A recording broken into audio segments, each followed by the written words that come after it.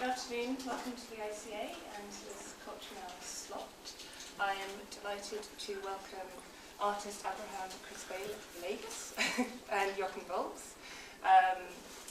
Abraham is obviously well known internationally, having recently shown at Walker Art Centre and in 2012 at Tate.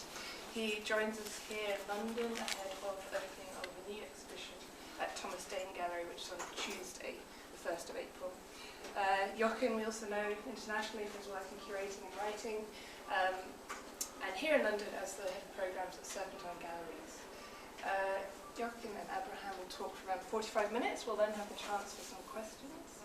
But please join me in welcoming them.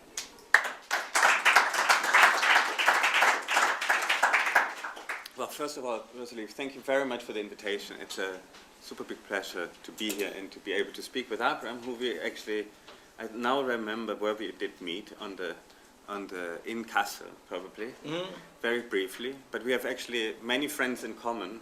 I know your work, and I've been admiring your work for many, many years. And I think for me to be able to speak to you, but we've never worked together, and so that's something. It's very exciting to be able to have a conversation with you without a common past, although many links. I just had let's say, a sneak preview at Thomas Dane Gallery, and so I saw you in installation, and I think I would love to start from the here and now and what you're currently working on. So it's good to, if you could maybe start to speak a bit about the title of the exhibition, or maybe the complete title of the exhibition, or maybe how one should actually maybe think that exhibition in the context of how you work. Well, well, thank you very much to everybody. And the specific title for this exhibition at Thomas Dane Gallery is Demolition. But it's part of a series of exhibitions entitled Autodestrucción. So this is the fourth of this series. And Autodestrucción is also part of a larger part, a series of exhibitions called Autoconstrucción. And in fact, this Autoconstruction series are part of a larger series of work that have no title. Well, when I came to see you, you were working with a whole series of materials that we can talk about where they come from, and I think we will talk about. But of course, my first question is, what is in the process, how you do things? Is there a difference between the Autoconstruction or the Autodestrucción or the Autoreconstruction? And so maybe you can... Yeah, it's a large... it's a long process of deciding how to make things based on my own experience as I grew up and where I grew up and why I grew up. And it's related to the very fact that I was born in an area of Mexico City that was taken illegally by people in the 60s.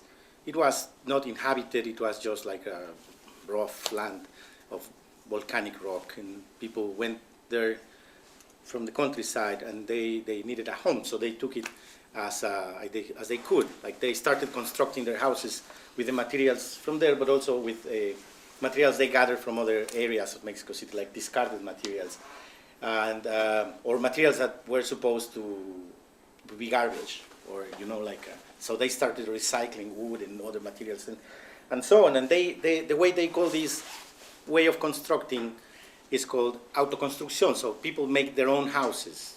So, and I've been thinking about this for some time in terms of something that is not related at all with architecture, for instance, because there is no architects there is no ideas properly, like a theory of the tectonics or shapes and engineering for making a house, but it's all only made after specific needs of people and families. So they start changing and transforming the spaces and the so-called houses in according to this context. And let's say that the main material they have, as my family did, you can say it's scarcity or need. But it's not, sorry. But there's a lot of knowledge. There is lots of knowledge, yeah. There is which I find interesting, that there is, of course, a common knowledge. Yeah. And your neighbor's knowledge. So there's probably a It's joint endeavor idea, no? Of collaborating. exactly. That's very important, and I think I'm very happy that you mentioned this because, of course, the way of making houses is it's very chaotic and it's very messy and it's not really, let's say, nice. But it's the nice thing of that way of making is solidarity. People help each other, and through that they make a very strong social tissue. So they get along not only for constructing a piece of a room or a new window or anything, but also for struggling for the property of the land, against corruption, against the authoritarianism, and so on. So that was the process of my community, properly speaking. And so this is the larger environment and context. So I've been thinking on this and how to use it for making art. Then I've been not representing a house or making figurative artworks that resemble a house, but activating the very dynamics of autoconstruction. And then it also implies many times collaboration and solidarity with other artists, with curators, with philosophers, with musicians, with all kinds of people, students, and so on. So this is more or less the larger concept that I've been approaching or trying to understand through making mainly sculptures. Can you again try to, I would like to, if you can be more precise between the construction, And the deconstruction and the reconstruction, Yeah. as modes of operating which maybe Yes. are not exclusive or actually are synergies maybe. Exactly. I think it's something interesting to witness how it happens simultaneously, that people, at least in this process of autoconstruction, they make a house, but they need to destroy or to change things in the process of making. So it's a never-ending process that it's constantly contradicting itself, let's say. Then there is a simultaneity of construction, destruction, and reconstruction, let's say. So this is, of course, for me, a beautiful metaphor on identity, as identity is something that is definitely unfinished, as using a Duchampian concept that is artworks that are definitely unfinished. So I think like that about my own identity, not everybody's, but mine. And then that's the way I operate in terms of making art, also like a simultaneity of never-ending processes. And then in this specific case, I'm approaching more specifically the idea of destruction as using materials from demolitions. So it's materials that come from destroying architecture. It's not that I'm against architecture, but I'm using materials that come from that process. And then I'm making something new, or not new, but rearranging the materials so to give them a new shape in space. But they come from real demolitions or... But would that be the distinction between the two operations, the construction and the deconstruction? Is it because the material that you use, or is it always implementing? I mean, you used this very beautiful picture before of the wall, and you might want the wall and the door. Right. And yeah. Which for me was very clear. Then all of a sudden it becomes. I will just I will play some images that are not related to what we are saying, but it's some of the projects, recent projects. And I was just telling Jochen that this kind of fantastic image I have since long time about making a new door by destroying a wall, like hammering a wall, so to make a new door, a new threshold. So this is the kind of thing that I use as an analogy or metaphor for discussing my work in terms of like it's happening all the time, and it's now in more recent projects like this one you are looking in the images from Gwangju Biennial in Korea. I use materials from the specific place, and I always do so. So it's not new that I'm using discarded materials or materials from demolition. But now I'm, let's say, paying more attention to these specific demolition materials. And of course, like having some interaction with people in the local context, wherever it is. Mm. Yeah. Maybe we want to talk about this. I mean, you said, I understood that you are not shipping for this exhibition anything exactly from your studio, so that everything is being produced in London with London material. Yeah. Can you explain a little bit how you operated and how you maybe even instrumentalized In fact, the gallery as collaborators. Right. In a sense. I am very, very proud of this kind of structure. I think of it more like a scaffolding that can change according to a new specific project. This is from LA, a show I made with Sean Regan last year, a year and a half ago, with rebar and also different materials like meat, fresh meat. But it's that I ask the people of the galleries or the museums to find materials for me. So every time I arrive to make a new exhibition, I arrive with empty hands. And there is always a surprise, like finding the material they got for me, and I use it blindly. So I don't choose anything. I have no aesthetic decision in choosing materials. And I only take decisions in how to arrange them. It's all about improvising and playfulness. It's, I really feel honestly, and I know it's a commonplace, I know it's a stereotype, but I really feel like a child playing in a playground with the materials, the gallery or the people who help me or who collaborates with me. This is from Chantal Cruzvillegas Gallery exhibition last year, also materials from demolition. And so that's the process, and I just go and do things with whatever it is, you know, and then it's beautiful because I can test every time, every new project, that anything really can be part of a new artwork. But do you send an ideal material list? Did you say, I want rather doors and not so many windows, or do you? Well, it depends. I think it's always like a matter of approaching the material, and then sometimes there are some specific things that I don't use. And I don't use them because they are maybe too beautiful or too ugly or too funny or too kitschy or too rusty, or they are not useful. Mm-hmm. The most important, let's say, instruction for choosing the materials is materials I can choose. I mean, I can use, not things that are nice or ugly. Like these materials in that exhibition in Mexico City at El Eco. It's a museum designed by German artist Matthias Geritz in the 50s. And I made this exhibition with materials from the demolition of my own house. I asked the construction workers to choose materials for me, so to make an artwork. And the workers, they delicately separate some beams and stones from the demolition of my house. And I used them, I took them blindly to the museum, and I used them to make a large exhibition. This is another project, but I can talk about this later. I want to go one more time back to the title because I think it's a key thing, and this idea of a circle, almost a circular use of materials. Mm-hmm. You know, that they're temporarily maybe coming together in a certain form, and I think in your exhibition that you're installing at the moment, it becomes very clear that there are that there are forms, but they're maybe temporarily either as a group organized, but maybe sometimes even within an object, they are within a sculpture. They're concretized, but it could be a temporary moment. There is a fragility idea. There is something that they could also change shape and form at any given moment. They're hanging, or the ideas, although very much, let's say, based on classical sculpture between balance and weights and tension, but they're temporary moments, and I think that's something. This is something also very important. I'm very glad that you are asking, because I think when I make a new work or a new installation, I think of it as a temporary display of the shapes and the materials in the room.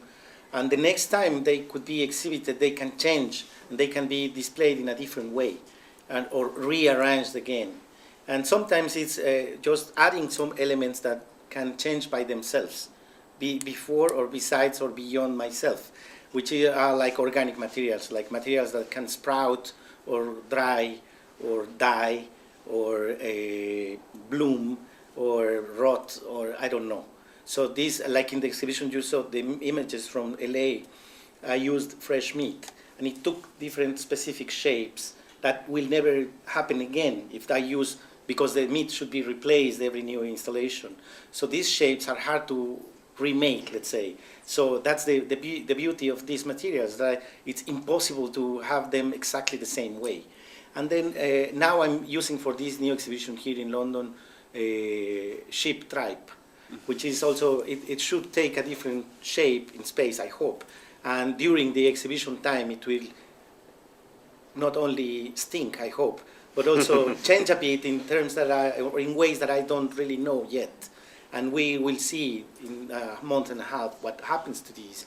And that way, it's something I really love that I don't know.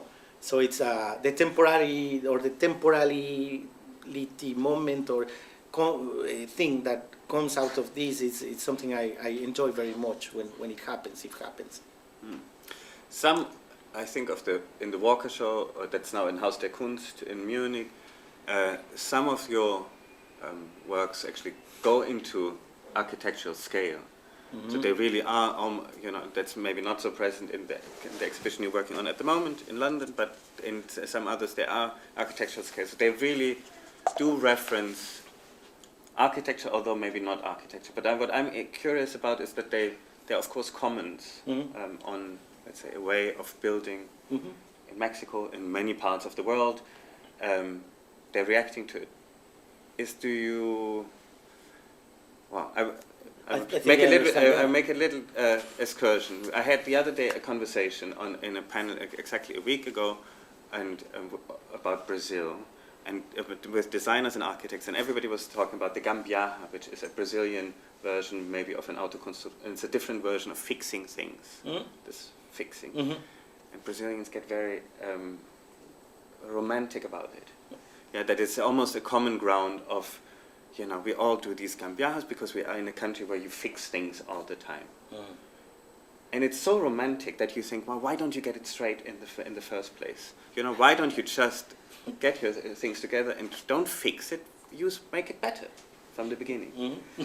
So I wonder if in your comments, if there's also maybe a utopian idea, or if you have ever explored this for yourself, that actually maybe this comment on the recycling and reusing and reshaping and forming, could that actually lead to a form that is...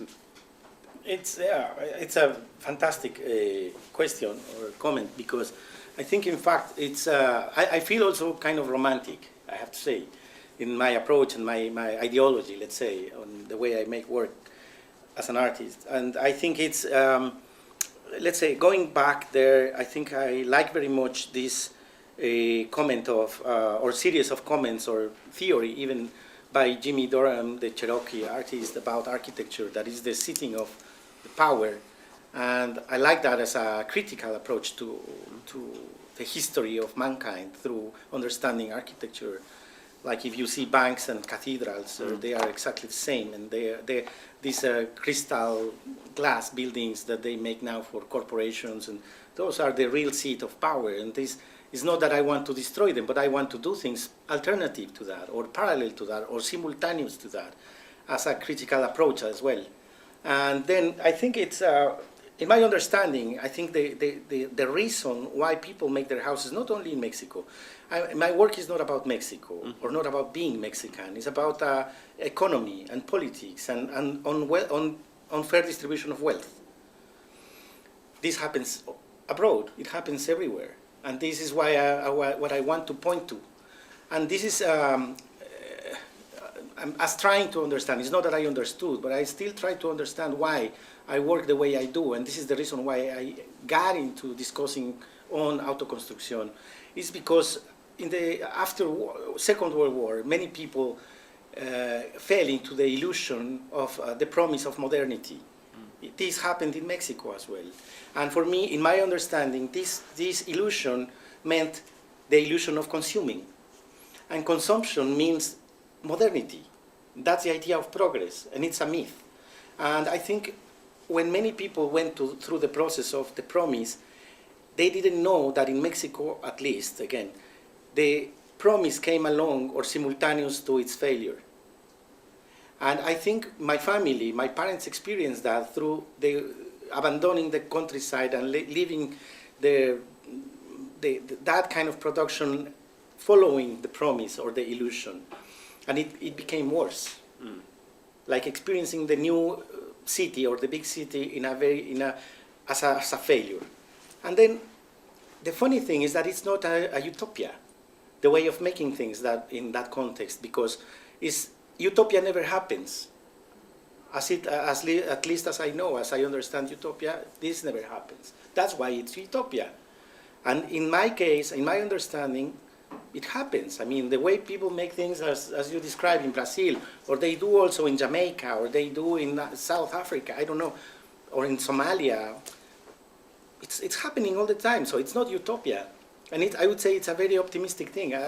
Last show I made in Oxford at Modern Art with Mike Stanley, it was something good about having this dialogue, fantastic dialogue about this subject matter with Mike. And we went to discover many things about like the similarities of a proper colonialist, imperialist country as UK and Mexico, as we both share the illusion of modernity and progress and consumption. But the way of approaching it, this illusion is so different that we can still discuss this, as it's still there are still many pending issues on this. And I think it's, I can work anywhere in any context trying to be critical with this illusion or to this illusion and not thinking on my work as a utopianist. Maybe it's romantic, right? But I think of it as a very, very optimistic approach, or that was the name of my show with Mike in Oxford, the optimistic failure. So that's it.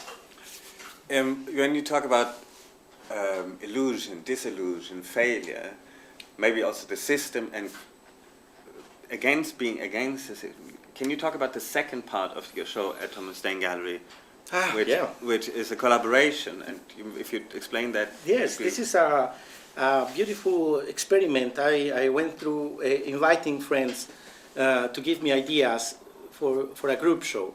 So they sent me, it's 28 ideas from 28 friends, only friends, not people I don't know, to make punk works. The two shows in the gallery will be punk. It's not about punk, but punk. And it's not a representation of punk. And so I asked my friends to give me punk ideas for punk works. So none of these are related to punk or referring to punk. They are real punk. And then as it's punk, I will destroy their ideas. So by giving them a shape, it's destroying my friends' proposals. And it's not that I want to make again a representation, but it's an act of very much love and lots of destruction through loving. And so it's kind of trying to make two shows mirroring each other. As I think of any of my solo shows, it's just a group of things that they have their own dialogue, and I become, I feel like a voyeur looking at their internal links and relationships of hate, love, destruction, passion, and sometimes it's just beautiful to see things that I don't really change that much. So this will happen as well with my friends' show, and both of them are autodestrucción, demolición, and yeah.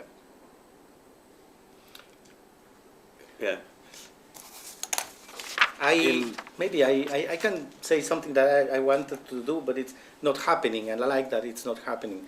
That I was trying to make a number for my solo show, a number of pieces, which is 36 sculptures in a solo show that will equal the number of songs in Sandinista, the album by The Clash.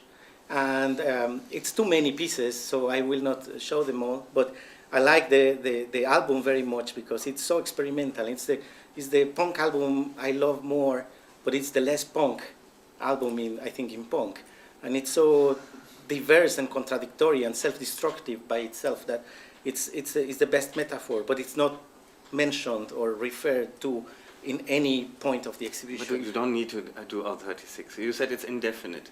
Yeah. So who cares if it's the numbers don't matter? It can be. Yeah, exactly. It can be 1 million. There could be a few outside. Yeah, exactly. To be made. Exactly.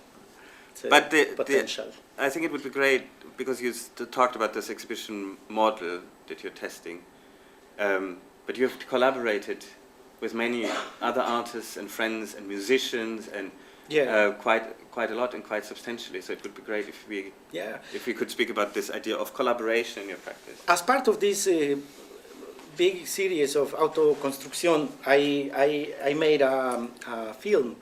So it was more because I wanted to learn how to make a film. So I asked my friend Rafa Ortega and Cristian Mansuto to make a film together in a kind of a guerrilla film structure, with no money at all, but like a sharing, learning, and with having this idea. So we made let's say, a portrait of my neighborhood, showing the materials of the houses and what could be happening inside, which is sex.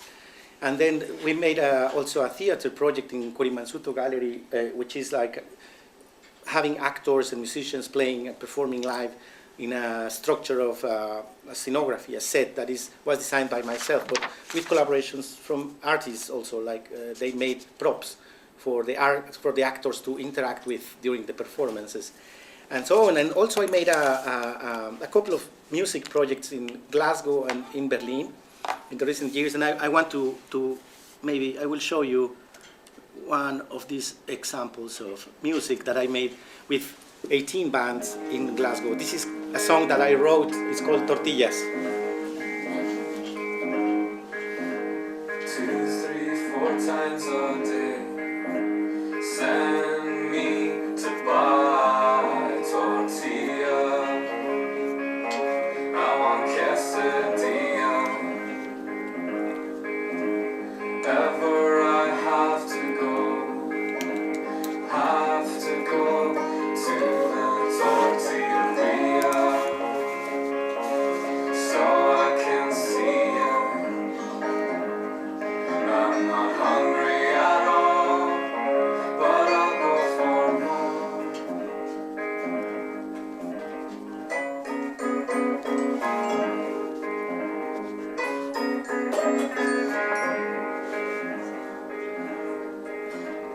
With my sweaty hands. This was part of a 6-month residency project that I did in Glasgow at CCA with Francis McKee, but also in the countryside at Cove Park with Alexia Holt and all the people there. And I discovered that in Glasgow it's a fantastic music scene, so I wrote lyrics about my neighborhood and my own experience, and I asked bands, local bands, to create the music for the lyrics.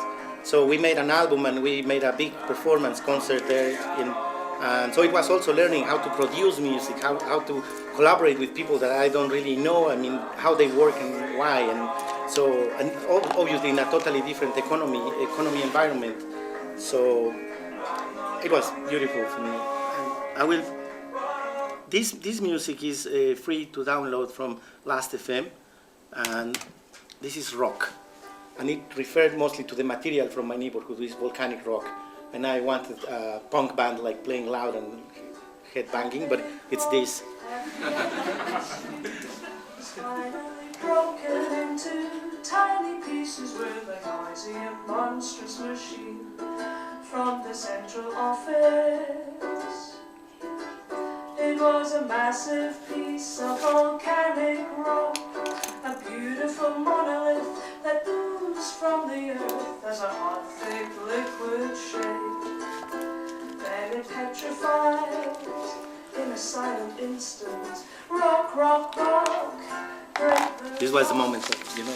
But anyways, the thing is that we made a kind of a raffle, so not allowing anybody to choose a song, but like randomly having a lyric to make a music. And so this was Eileen McCaskill who plays the ukulele, and so it happened with every song there, and maybe a little fragment from another one called Sniffing Glue, which is related to this new exhibition here.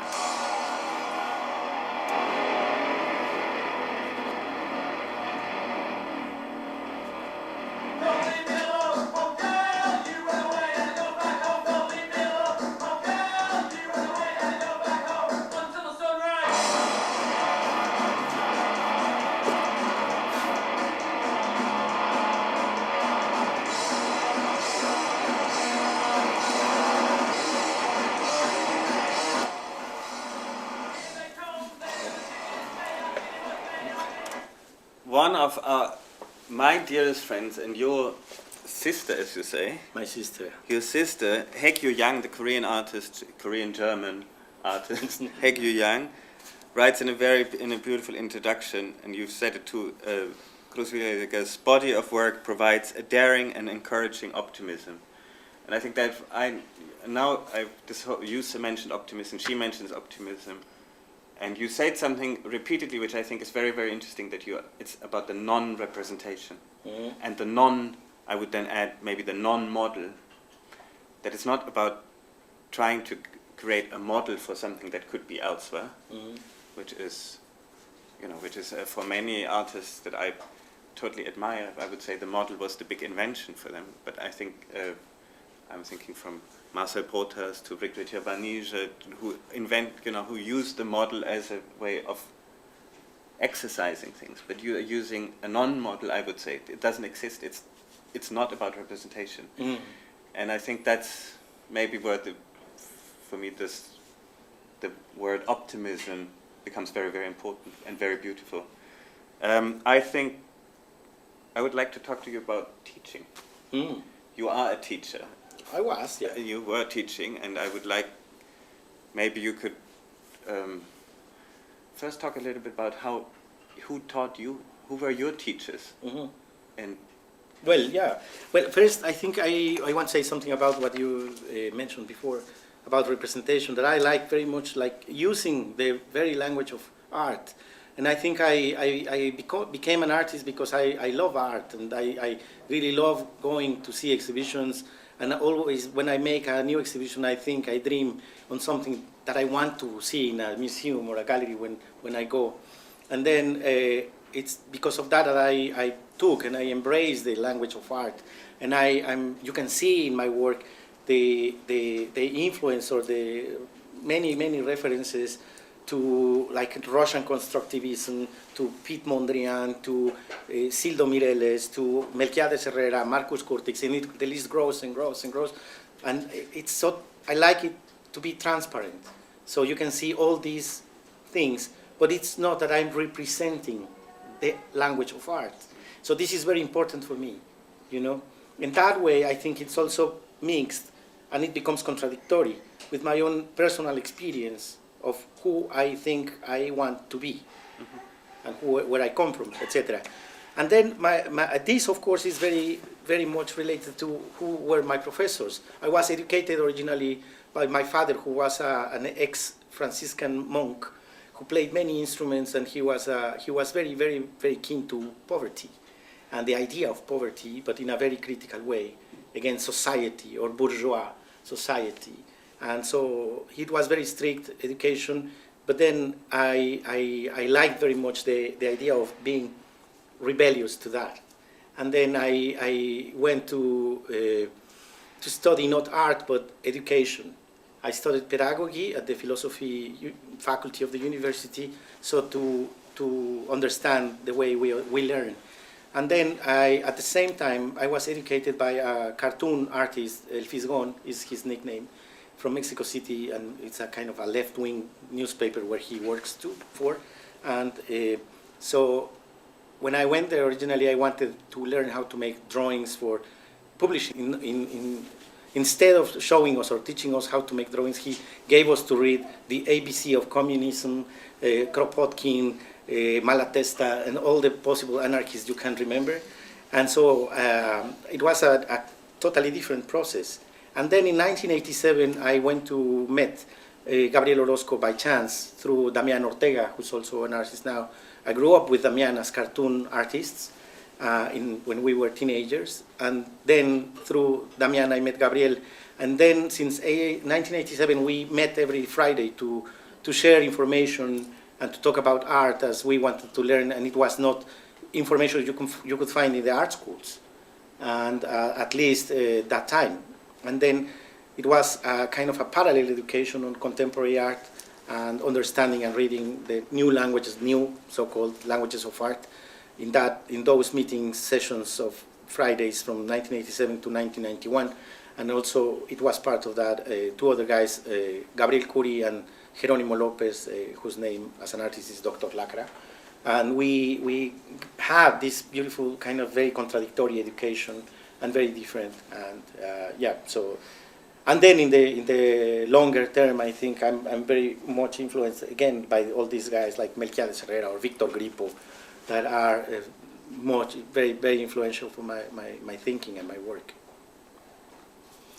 And you as a teacher, I think that's I'm very fascinated always by artists who teach. I think it's Yeah. because I think it's something very, very generous, or it can be very generous. Yeah. Not all of them are necessarily generous teachers, but Yeah. can be. No, in fact, I think it's nice that you mentioned Hegyu Yang. She's a very good friend.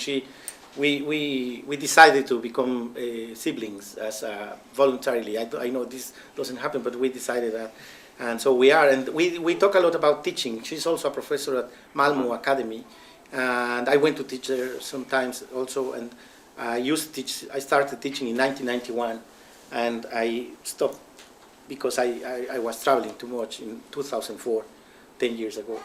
But I was teaching properly, like in a classroom and, making the homework with my students. But it was more like discussing. It was not that I was teaching. I never thought I was teaching anything, as I don't really know I can teach anything. But it was discussing their projects and thinking together and criticizing.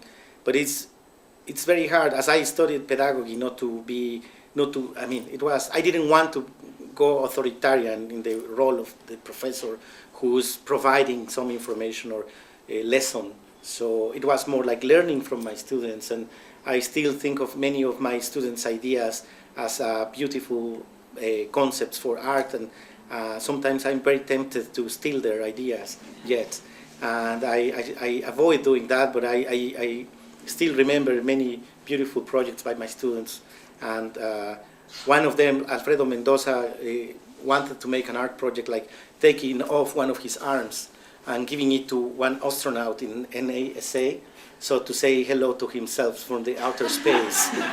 And this kind of thing, like thinking on art as like that. And these are fantastic lessons I remember very much. And I think it's whatever I want from any younger student or younger artist who's thinking on making something personal and something really sincere, not thinking like in providing a service to the audience, or on being how you say, like and many times it's hard because like students, I think, even not only students, many artists, they make things that look like art instead of making art. And this is a very strong discussion we still have. I mean, with Hegyu and some of the friends, like it's very hard not to fall in that, very, very hard. There's one example that I always discussed with Hegyu in 2001, which maybe was one of the great punk teacher, Jochen Volz. And he was the teacher in Frankfurt, and Hegyu was working in Portugal, and we worked together on this show. And so he came, his students would come along and just ask a little bit for advice. And one of the best discussions was about an artist who brought a video camera and the tape was stuck in there. He said, I really wanted to show you the film, but the camera, I can't open it. So Jason took a plinth and a hammer and said, you choose. Are you a sculptor or a filmmaker? And I think this was, for me, this is something that we discussed quite a lot. That's really nice. Should we open up to questions? Please. Yes.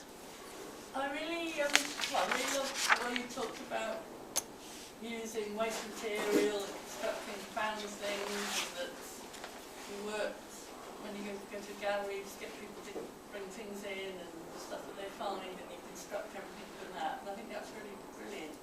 I don't understand, and could you explain a bit more about your use of meat, fresh meat, because it doesn't seem to fit with that at all. Yeah, well, it fits very well. I think it's, well, that project in particular, I wanted, as now I'm, let's say, approaching punk as a kind of I would say it's a pretext for making what I want to do. And that time in LA, I wanted to approach or to refer to a specific moment in history, which is the suit people in California, which were,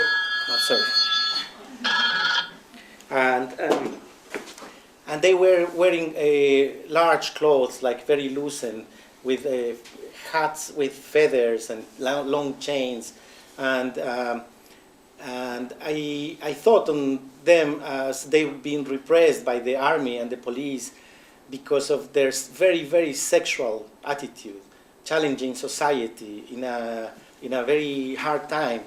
And also in France, during the Nazi occupation in Paris, the Sassou people, which were the suitors in Europe, and like challenging the authority by wearing clothes and with very bright colors and so on. And then I wanted to use meat because of, as a very, very silly, if you want, way of talking about sex and flesh and meat and us, I mean, like myself. And then I wrote a story, a short story about a relative who was a musician becoming a suitor and traveling to Europe and becoming a Sassou and going back to Mexico and building houses in my neighborhood where I grew up.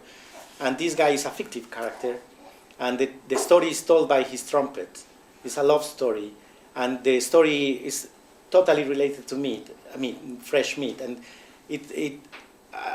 maybe it's arbitrary, but it fits. I mean, that's what I want to say. It fits very well, and the shape it takes in the structure, in the rebar shapes that I made, like maybe by drawing with them in the space, it fits very well. It sits very nice in the structures, and it's exactly the same behavior or very similar to cloth and chains. So it's a very beautiful combination of material, and I think it fits, and it's nice how it works and it dries, and it was cured with lime and salt.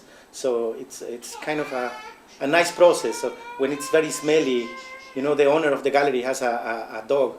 Her name is Lulu. And there were many signs in the gallery saying, "Don't let Lulu in," because she loved my sculptures, you know. I'll have to go see the show. Someone else? I have a question. Perhaps the answer will be to see the exhibition at Thomas Dane, but could you tell us or return to what, for you, this idea of punk is? Their works that are punk that aren't punk, they're punk. What? Yeah. Well, in fact, I have to say that the idea of referring to punk came as I wanted really to talk more about language. I think language is the most powerful tool we can use, and I think there is this concept of anthropology called cultural belatedness. And I think this has been discussed many times, like Rashida Rain spoke about this and some other artists. And I think this cultural belatedness means that concepts are created in the central capitals of the Western culture, like London, for instance, or New York. And that this means that in the periphery, we consume the concepts, and then we become something else, or we want to become part of something, which means culture, as if we were not able to create our own language and culture. And this was the example of punk that I wanted to use, to put on the table to discuss about this, and how we consume language, and we are submitted to language, and to the hegemony, how you say hegemony, or the power, properly, by consuming the language instead of criticizing language itself. So I wrote a letter to all my friends who collaborate in the show, and I described my situation when I was 17 or something, inviting them and describing how I became a punk when I was 17. And it was because someone called me punk. It's not that I wanted to be a punk. It was one of my friend's mother that said, What is a punk doing in my bedroom? And then I became a punk, you know. But this kind of shift about the use of language is very important for me. And then I think this is what I want to really talk about. It's not about punk. I mean, punk is a cultural example for me, or an example for the development of language and culture, and that's it. But for me, punk, in any case, it's something that it started as a fashion. And then if we go to the original meaning of the word, it means something totally different. And it's not, I'm referring to that. And I don't mind like if someone calls me a punk yet, you know, I mean, whatever it means now. You can go to the store now, to a department store, and buy all the outfit to look like a punk and get lots of tattoos, and it's okay. I mean, that's okay. But it's all about consumption again. It's a culture of consumption. Can you comment a bit, because when we were in the gallery, you mentioned that some of your friends actually said, Abraham. Oh, yeah. And so maybe get your act together. What are you asking me? I don't want to respond. Exactly. And I think that would be interesting to hear also. Yeah. Think about that. Yeah, exactly. At least one of the artists in the exhibition, her name is Jennifer Borstein, and she's a good friend. She's an artist based in Berlin, but she's from LA. And she said, I don't want to be part of your project because I hate punk. And I find this very punk. You know? She said, I don't agree with this attitude of acting as rebellious and, you know, like being rude and misbehaving, as the idea of being punk, like wearing ripped or, you know, like torn clothes, and then you are punk. And then she says that it's more suspicious, that one who's buying apples in the store, that is not rebellious, and the way of this person of buying the apples that can make you think of something that is really changing and destroying the system. So I loved her letter, my friends. And she's part of the show, of course. Of course. Because, I mean, this is the kind of answer that I didn't expect, but it makes my own project like become unstable. That's really beautiful. And of course, each participation, each idea or proposal for the group show became very, very challenging, I would say. Like someone asked me to go and take a pee at Malcolm McLaren's grave, you know? And I mean, that's also something, you know, what it means properly. And so that's it. It's very, very, for me, this is a part of the process of the exhibition that the audience will miss, in a way, unfortunately. And I'm working on a very cheap publication, like a fanzine, homemade photocopy book with all the proposals and images sent by the artists and so. But this is not didactic. It's not that this will provide the whole process to the audience, unfortunately, again. But this is my learning. Yes. First of all, I'd like to thank you for the talk, because it feels very inspiring how you're talking, and how, when I saw a film of you on the internet, I was very aware of how clear you are in your focus and your determination, and that comes across in this talk. But I wanted to take the talk back to your critique of modernism after the Second World War, and the idea that so many countries seem to suffer this cultural belatedness, because that seems to be the essence of what you were saying, and how you feel that a country like Mexico, that created, for me, one of the great modernist architects like Louis Bogan, how you feel that Mexico responded to that language at that time. Mm-hmm. Sorry. But no, it's central to what you're... Yeah, I think it's a very elaborate question. In fact, as I think, I mean, we cannot make a flat perception of what Mexico is or was, mostly during that time. There was a very specific thing that made things change in the economy, that was the oil boom, you know. Oil boom became a very destructive force for the economy of Mexico, as it became, and it still is, the main source of income for the country. And of course, this is something that will find an end soon, I think. And then this is, I mean, the whole economy of the country went through oil. And then there is a parallel economy that is developing as well, that I'm sure you heard about it, which is about trading of drugs. And it's with the whole thing that comes with it. There's violence and social instability and so on. But I think it's culturally, simultaneously, again, this is a force that emerged from chaos and from poverty and from, again, from unequal distribution of wealth, that it's growing and growing. And I think that it's been always a very, very effervescent scene for art and ideas. You can find like fantastic poets and composers and choreographers that not necessarily refer to this environment of the society and the history, but it's there, like an artist that are also literally referring to that, like Teresa Margolis, for instance, and talking about the violence from the cartels and so. But I think it's something that has been changing, and it depends who and where in the recent history of Mexico. And just about cultural belatedness, I think that's what I wanted to say, that in fact we don't suffer of that. Who suffer of that is the people who accepts and consumes the fact that we are belated. But I don't think we are. But that's a point. In terms of the way you talked about utopia never happens, it seemed to me that you were drawing this parallel to the modernism was sort of brought into Mexico as a sort of product. Yeah. And culturally was brought into, but didn't. All it found to grow with was banks and corporations. Right. But I think there was another thing that came out of it, and this is why I mentioned Louis Barragan, which was a very personal form of language. And Right. in a way, I just felt that when you were talking about your family building their own house, it seemed as if it was organising some of the similar ideas. It was, To be honest, I think like Luis Barragan is a great example of cultural belatedness.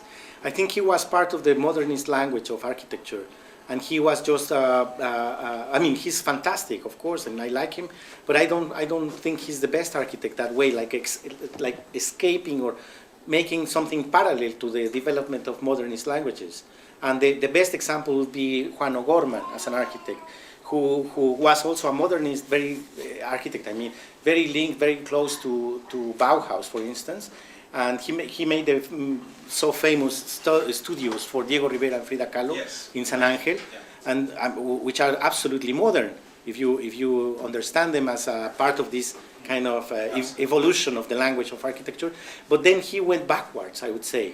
He started walking backwards, and then he ended up living in a cave. And he made a house, a beautiful house, in a very strange, primitive thing. And at the end, he killed himself. This, I think, is not that I'm making an apology of decadence or so, but he started making different works, like closer to, let's say, not Mexican, because it was not Mexico yet, but pre-Hispanic influences, like the other studio for Diego Rivera in the south, Anahuacalli Museum. It's now a museum. It seems it's more similar to a pyramid than a modernist house, and it's made with volcanic rock as well. And then he went more and more into like very basic shapes and the materials also.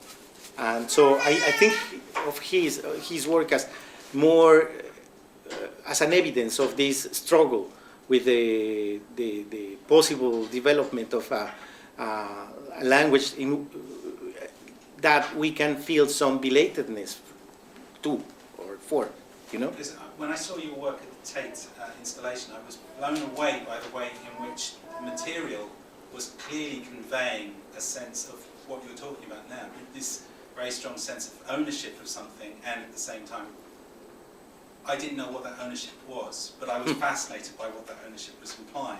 It's yours, ownership. Right. Yeah. Sorry. Yeah. Someone else had a question there. Yeah. It's a very broad question, but there seems to be a conversation about punk and this sort of influence of anarchist history when you started doing guitars. I wonder what role, if any, politics has in your work. Well, I would say it's a very contradictory politics. It's not that I can say I'm a communist or I'm an anarchist. I can't. I vote. I go voting. I pay taxes. I do some shopping in malls. I go to very cheap bars. When I'm asked what's my favorite drink, I say the cheapest beer. So this is my politics. I don't think there is a kind of a line of understanding. I don't know who I am. That's why I don't really like to think or to say that when I make an artwork is about anything, because it's not about any. I don't know. It's more about trying to understand who I am, and so I don't really know what's my politics. I know it sounds like escaping from the question, but it's true. I mean, I grew up, as I said, in a very Catholic family, but a very specific way. My mother is part of it's called Comunidades Eclesiales de Base, which is based church communities, and it's related to the theology of liberation from Brazil. And it's, let's say, you can call them communist Catholics, if this makes sense. So my mother is, and when you go to their meetings in the church, they pray, and they pray for the union and for the leader of the union. And so it's very, very interesting. And then I grew up that way. I was a Catholic as well. And then I became a punk. So it's kind of, I don't know yet, but it's still to be discovered. Yes? Perhaps a bit of a basic question, but does it matter to you when you approach the materials that you're given or that you come across, whether they were separated from their previous purpose deliberately or accidentally? By, for example, you took up the demolition of your house. Mm-hmm. It sounds like it was a deliberate act. I hope. And second example would be, for example, after an earthquake or after some kind of a disaster. Right. Does the energy that comes with those objects change, and is that important? Yes, I think all objects are very loaded. Any object, I mean, new objects or used objects or discarded objects are very, very loaded with energy and experience. And the process of making them or unmaking them, as you just said, on purpose or by accident, it's quite important for me. So when I include an object in a sculpture, I try to give evidence of this. So I don't make any real transformation in them. I just rearrange them. So there is no real creation. I don't do anything. And there is no technique. There is no skill.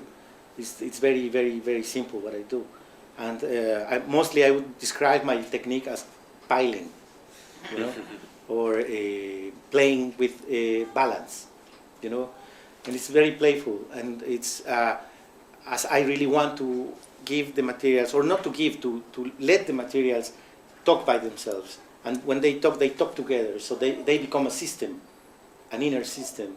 And then this is also very Duchampian, as when referring to the large glass, he says that, you know, it's like there is an inner machinery, and we just look at it, and we look at like looking through a window properly, and then there is something happening there, and we are part of that as thinking on something. But this is what that's my role, I would say, and I like sometimes without going to the territory of animism. I really think like any object is alive, and they have their own voice, and all objects are very, they are very capricious, and they I think in fact they choose me, you know, they have their own decisions, and they tell me what to do, and sometimes they take very wrong decisions, so you blame on them.